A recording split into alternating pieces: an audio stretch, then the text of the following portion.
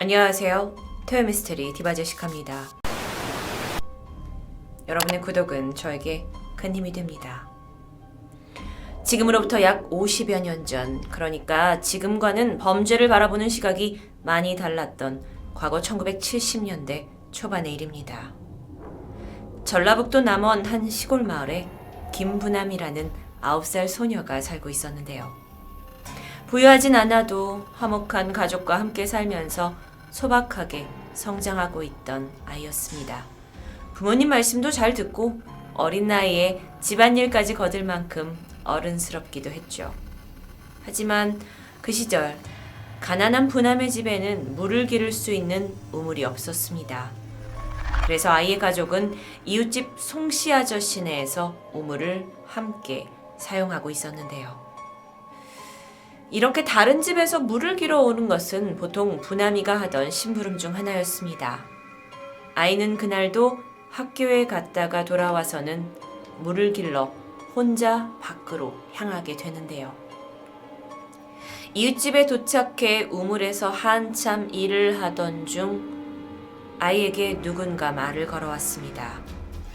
바로 그 집에 살고 있던 35살의 송백권.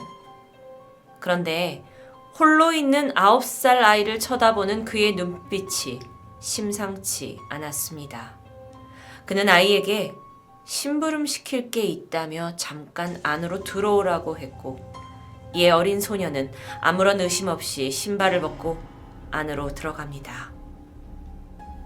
그리고 송씨가 돌변했습니다.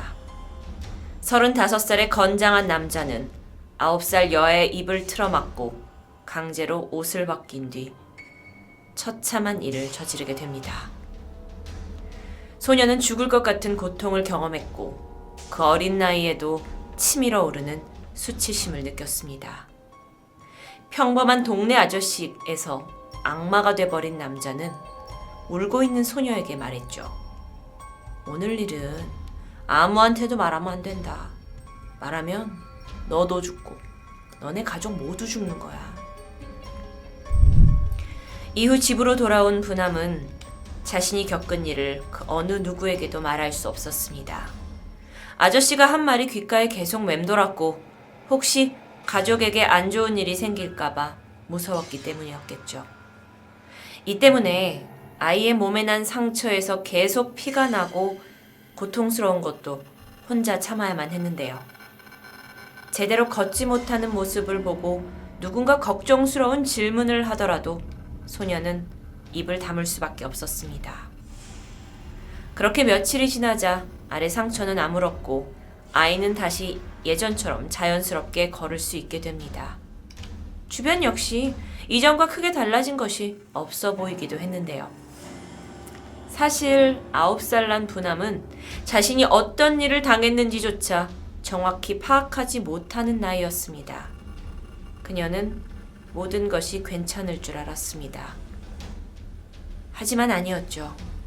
일상으로 돌아왔지만 그녀 안의 피해자 김부남은 계속 남아 있었습니다.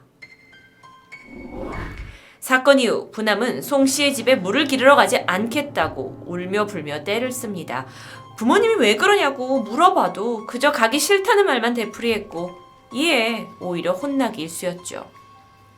이전에는 잘 안 그랬는데 밤에 오줌을 싸거나 허공을 바라보며 멍하니 있는 일까지 많아졌습니다. 그 무렵부터 친구들과의 관계도 조금씩 틀어지는 것 같았는데요. 학업에도 온전히 집중할 수 없게 됩니다. 부모님은 딸이 걱정됐지만 아니 도저히 뭐가 문제인지 알지를 못하니 애가 탔습니다. 그녀 스스로는 당시 자각하지 못했겠지만 그 끔찍한 사건 이후 부남의 정서는 무너져 갑니다. 이후 시간이 지나 부남이 초등학교를 졸업하자마자 친척이 소개한 어느 부잣집에 가정부로 일하러 가게 되는데요. 사실 그 시절 가난한 집 딸들은 어린 나이에 일터로 나가는 그런 상황이 좀 허다했다고 합니다. 부남은 자신의 고향이었던 남원과는 멀리 떨어진 서울에 도착하게 됐고 낯선 타지, 처음 보는 사람의 집에서 허드렛 일을 해주며 살게 됩니다. 이곳에서 그녀는 홀로 사춘기를 맞이하게 되는데 TV를 보고 사람들을 만나고 일을 하면서 세상을 깨우쳐갑니다. 그리고 비로소야 몇 년 전 자신에게 일어난 끔찍한 일이 뭐였는지를 깨닫게 되죠. 가뜩이나 사춘기 나이에 혼자 먼 곳으로 와서 일을 하면서 심신이 쇠약해졌던 부남은 성폭행에 후유증까지 더해지면서 몸과 마음에 깊은 상처를 입게 됩니다. 많이 힘들고 외로웠던 그녀는 20살이 되던 해 타향살이를 끝내고 고향으로 돌아왔는데요. 부모님은 중매쟁이를 통해 돌아온 딸과 어울릴 만한 짝을 찾아줍니다. 그때만 해도 20대 초반에 결혼을 하는 것은 이상하지 않던 시절입니다. 그녀는 맞선을 보았고 한 남자와 결혼하게 됩니다. 부남은 이 결혼을 시작으로 남들처럼 평범하고 행복한 삶이 시작될 줄 알았죠. 하지만 9살 소녀 김부남이 가진 상처는 여전히 치유받지 못한 상태였고 그녀는 자신이 바라던 대로 평범하고 행복한 생활을 할 수 없었습니다.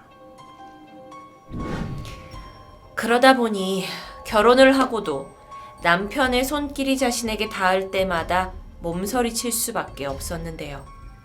그때마다 강간범 송백권의 모습이 떠올랐고 지난날의 악몽이 되살아납니다.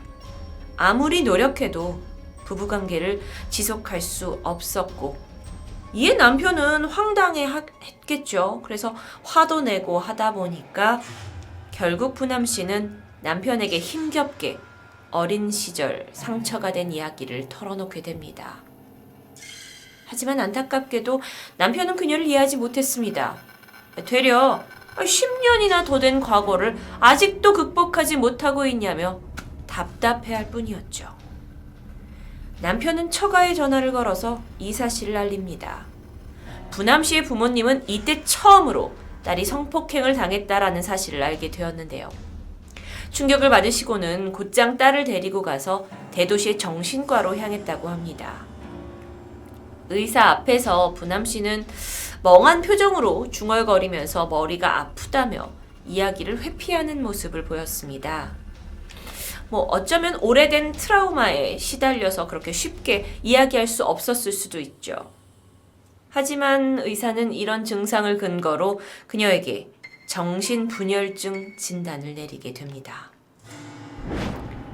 이렇게 병의 본질과는 먼 진단을 받고 정신병원에서 한 달간의 통원 치료를 받았지만 부남의 상태는 조금도 나아지지 않았습니다. 집에 돌아와서 남편과의 육체적 관계도 개선되지 않았죠. 결국 남편은 그녀에게 이혼 서류를 내밀었고 그녀는 순순히 도장을 찍습니다. 혼자가 된 부남은 극심한 분노와 절망을 느끼는 가운데 정신과를 입원했다 퇴원했다 하는 것을 반복합니다. 그러다 한없이 초췌해진 그녀를 안쓰럽게 여겼던 친언니가 자신의 집으로 데려와 함께 살게 되었고 시간이 좀 더 흘러 부남은 다시 한 남자를 만나 재혼하게 됩니다. 다행히 두 번째로 만난 남편과 아이도 낳았고요. 이제야 상처를 잊고 행복하게 살 수 있을 거라는 희망도 보였습니다. 하지만 자신이 성폭행을 당했다는 상처는 절대 그리 쉽게 잊혀지지 않습니다. 부남 씨는 첫 번째 결혼 때와 마찬가지로 남편과의 관계에서 괴로워했고 이에 부부 사이의 갈등과 불화가 점점 깊어져 갑니다. 그러면서 부남 씨에게 발작 증세가 나타나기도 했고요. 그렇게 하루하루 힘들게 살아가던 부남 씨는 자신의 과거를 되돌아보기 시작했고 자신이 겪는 모든 고통과 문제의 원인이 9살 소녀 김부남이 당했던 그 성폭행으로부터 온 것임을 자각하게 됩니다. 몇십 년간 누르고 살았던 그 분노를 견디지 못한 채 부남 씨는 고향에 내려갔고 자신을 성폭행했던 송백권을 찾아가 소리를 지르며 분풀이를 합니다. 이후에 송 씨를 성폭행범으로 고소하려고 했지만 그 당시 성폭행 처벌은 친고죄로 고소기한이 6개월이었기 때문에 이미 공소시효를 훨씬 넘긴 후였어요. 부남 씨는 범죄를 범죄라고 할 수도 없는 사회제도로부터 큰 무력감을 느끼게 됩니다. 그리고 아무리 노력해도 어떠한 법적 도움을 받을 수 없다라는 것을 깨닫자 그녀는 이를 악물게 되는데요. 부남 씨는 성폭행을 당한 지 20년이 지난 1981년 1월 30일 흉기를 들고 송 씨의 집을 찾았습니다. 자신을 망쳐버린 그 남자에게 복수를 하기 위해 이미 수차례 예행 연습까지 마친 뒤였습니다. 그녀는 송백권의 방 안으로 쳐들어가서 손에 쥔 것을 휘둘렀고 당시 송 씨는 중풍으로 인해 오른쪽 팔과 다리를 제대로 쓰지 못하는 상태였기 때문에 별다른 저항을 할 수 없었다고 전해집니다.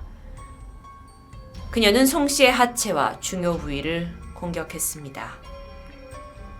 그는 고통의 비명을 질렀고 이 소리를 들은 이웃 주민들이 찾아와서 그녀를 말렸지만 그녀는 마지막까지 온 힘을 다해서 칼을 뺏기지 않으려고 했다고 합니다.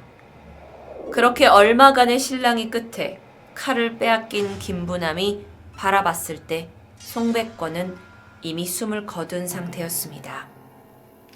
신고를 받고 출동한 경찰은 김부남을 살인죄로 현행에서 바로 체포합니다. 그녀가 저지른 것은 명백한 살인 범죄입니다. 하지만 이 사건을 계기로 우리 사회 아동 성폭력 문제가 처음으로 수면으로 드러나게 되는데요.